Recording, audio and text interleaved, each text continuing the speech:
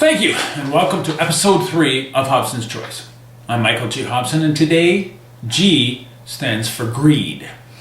As we witness the devastation, the heartbreak, and the loss of life and property in Texas, it's easy to forget that the state of Texas is at fault for having ignored the warning signs of its own history and instead marketed in a world where money comes first and people come second. Since 1980, there have been 81 hurricanes or tropical storms that have hit the Texas mainland. 81. And there have been 18 major flood events that have hit Texas, Louisiana, Oklahoma, and Arkansas since 2015. Now that is as large a warning sign as you can get. From Phil Bedient, an engineering professor at Rice University and co-director of the Storm Surge Prediction, Education, and Evacuation from Disaster Center, he said in March 2016, "We're sitting ducks. We've done nothing. We've done nothing to shore up our coastline to add resiliency." Annise Parker was the mayor of Houston in 2016. She solved the problem. "Here we are," she said.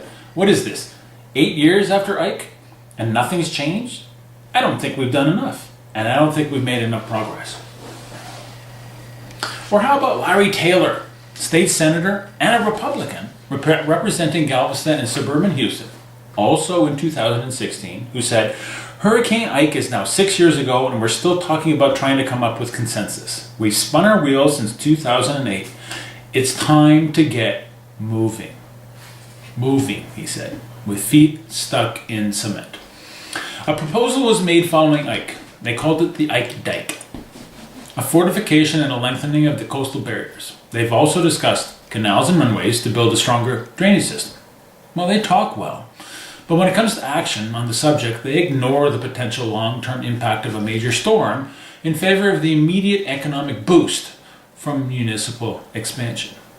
According to an analysis made for the Houston Chronicle, between 1996 and 2010, the 14-county Houston region lost more than 54,000 acres of wetlands. Those wetlands would have soaked up some of the massive amount of rain that was dumped on Houston. Instead, the water fell on cement. Now, don't get me wrong, it's doubtful that an infrastructure could have been built to withstand 60 inches of water. But instead of the water being chest high, it would have been knee high. And drowning would have been less likely in 2 feet of water. There was not a whole lot of support from the state as far as seeking or even expressing the importance of seeking funds to study a solution, said Sharon Turpak, project manager for the Army Corps Galveston District. Are we not supposed to learn from our mistakes? We teach our children that making mistakes is human, but to try not to make the same mistake again. 81 major storms over 37 years, 18 major floods since 2015, and nothing? Houston, you have a problem. Scientists now believe the method of calculating the probability of such major storms may no longer be valid. Because of climate change, 100-year events might occur as often as every few years, while 500-year events could occur every few decades. Harvey will happen again, and soon.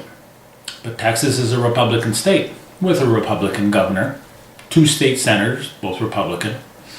Texas projects to the world that it has 2 priorities, oil and guns.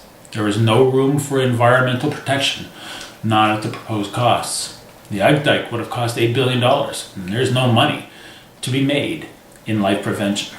In Texas, power plants, cement factories, refineries, and other facilities produce far more ozone-causing pollutants than those in any other state, according to the Center for Public Integrity Analysis of U.S. Environmental Protection Agency data. Texas officials have been butting up against the EPA for decades. As of 2012, Texas was the leading emitter of greenhouse gases in the U.S. They've been fairly consistently against clean air protections, said Elena Kraft, a senior health scientist at the Environmental Defense Fund. "It's absolutely going to take state leaders stepping up," said former Mayor Parker. "No question in my mind." But when? Again from Phil Bedient when explaining Houston's issues regarding flooding. "We've had a lot of early on development in the 60s, 70s, and 80s that created the rampant urban expansion. The building practices were the Wild West. Drainage didn't keep up. It's a developer-run community and city." This message is to you, the citizens of Texas. Your leaders do not have your best interests at heart. Next election, Make a change. Till next time, my friends, be well.